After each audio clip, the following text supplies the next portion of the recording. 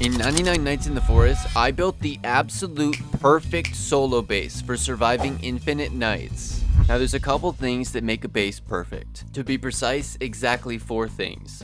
First, you need an auto cooker. Second is a fuel supply. The third is a safe spot in case the fire goes out. And the fourth thing you need is a little bit of style. So let's get ourselves a bunch of walls and get this base built. But we'll also need the torches, of course. For the purposes of our base, 4 torches will be enough. Now I want to keep it kind of squarish, but I am going to round the corners a bit. Alright, let's count this. 1, 2, 3, 4. Wait, what? This is the center one. Why is there 2 on this side? Okay, you know what? We're going to make this a little smaller then. I make it bigger if there are more people, but this base only needs to fit me. Feels like it should be 1 more bigger. I don't know.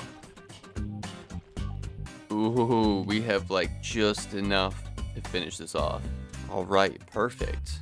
This is pretty symmetrical. Got the same amount of space on the left as we do on the right. And this is only 1 set of walls. I want a perimeter around the entire base that I can walk along. So now I will line the walls with these shelves.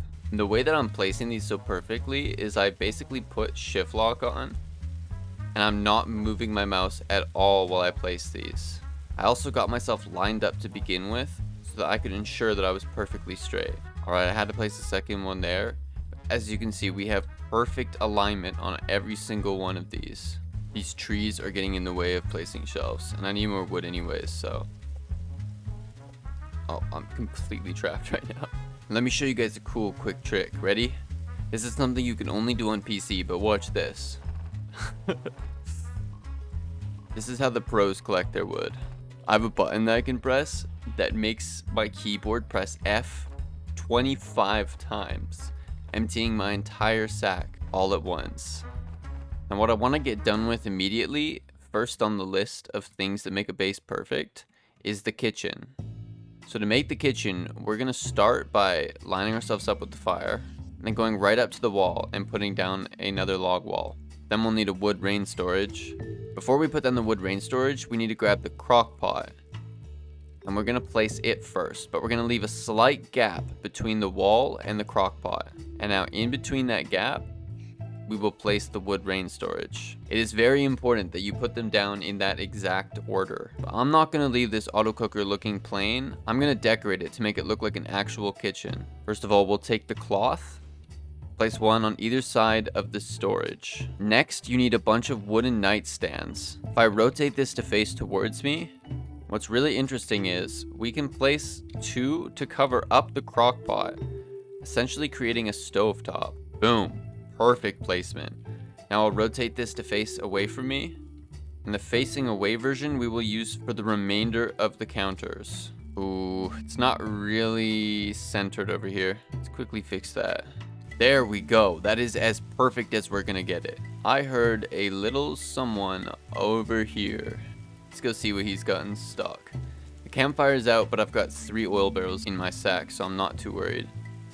Ooh, a bunny plush. Yo, a mythic item. Okay, before it's night, let's go back in the base and light up this fire. To light up my kitchen area, I'm gonna put a stone lantern on each side. And we've also got a chopping board to put on the counter. Nice.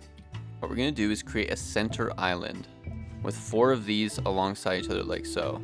Then you can place 1 that comes off sideways right here and another that comes off sideways right here.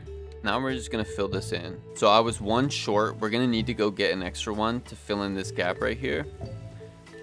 But other than that, the kitchen's looking pretty good. I've got a couple plates as well to put in front of these.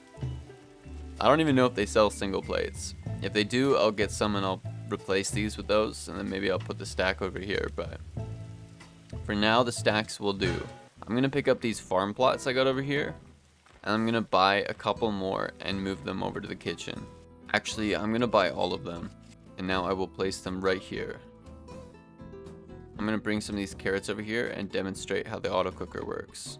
So fill that up, and we get our stew right here, and it's just barely grabbable, but this is a lot more fancy of a setup than a traditional auto cooker. Nice. This is a really fancy kitchen. Pretty much the kitchen finished for now. We gotta take a quick break from the base building because I don't know if you've noticed, There is a whole field of cultists built up outside my base, and I need to take all these guys to the volcano. It is going to take multiple trips. Let's quickly check if I can afford the teleporter. Oh yeah, easily.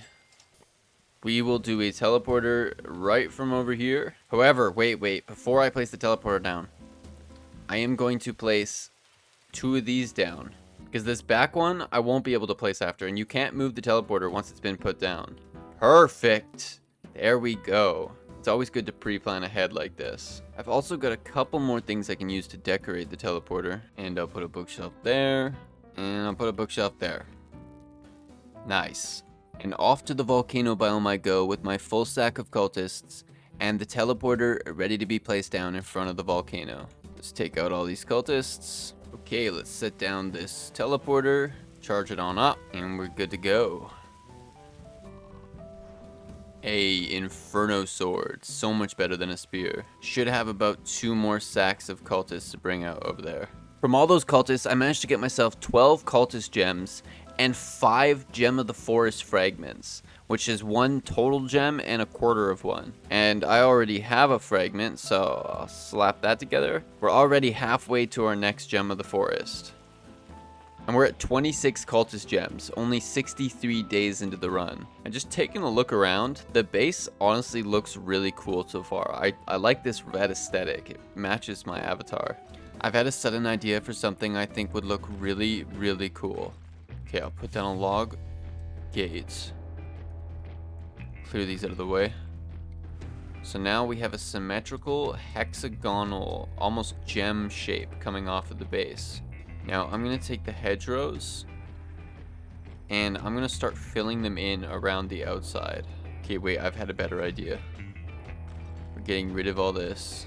Now we're moving it to the inside of this pocket that I've made. And then close that off. I'm going to have to get a couple more hedgerows to continue filling this around, but this is basically going to be my fuel storage area. For the rest of the inner walls, I'm going to use the log walls instead of the wardrobes. If I put the painted trellis down in front of here, and then I paint it black, maybe it'll look more like a stove. Oh, nah, the normal one looks a lot better. I'm going to do something that's going to take me absolutely forever to finish. But I'm going to surround this entire base in brightwood saplings. The entire base is now surrounded with saplings. All that's left to do is to plant them all. Nice. Just gotta wait for these to grow. You can see the path that I took. I got really efficient here. Wait, ready? Ready? Boom, boom, boom. Oh yeah, oh yeah, oh yeah. Constant. Just a flow. Just flowing. By the time the first stage reaches the start of the path, it's already grown to the next stage. Whoa, a whole bunch of the trees have grown, but these ones over here still have another day to go because the trees only grow to their max level at the start of the day. The trees have completely finished growing, and this is super cool because when I come up to here, you can see that there's literally a roof around our walkway. I also like the blue splash of color. I wish it could be my color, but unfortunately there are no red leaf trees. Room to finish. And that is my bedroom, of course. Let's design this room. So I'm gonna put this down at the back for a backboard.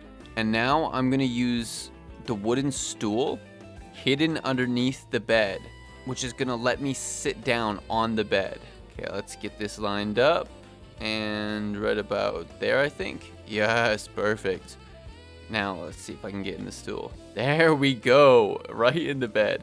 I could place the stools a little bit more forwards, honestly, because the pillow's kind of in the way right now. I'll put those two right like that. And then the bed, I'll put back a little bit more. Yes, that is perfect. I'm gonna put my bunny plush right by the bed, and then I'm gonna put my beanbag chair over here. Yes, and it is my color as well. Put a bit of lighting down, and I've got a beautiful painting right here. And last but not least, I'm gonna put a wooden fence at the end of the bed. I honestly love the reddish pinkish glow that these red mushrooms give off. I'm gonna use 2 wood rain storages to make an emergency AFK spot. Yeah, this is my humble, perfect solo base. It has absolutely everything you could need, and on top of it, it just looks really cool. If you're going to be playing for a long time by yourself, you need to make sure you don't get tired looking at your own base. I especially like how this fuel area turned out. And we did all of this in under 99 days. If you guys enjoyed this video, I would highly appreciate it if you would like and subscribe, because I'm still a very new channel. And with that said, until next time, Barry out.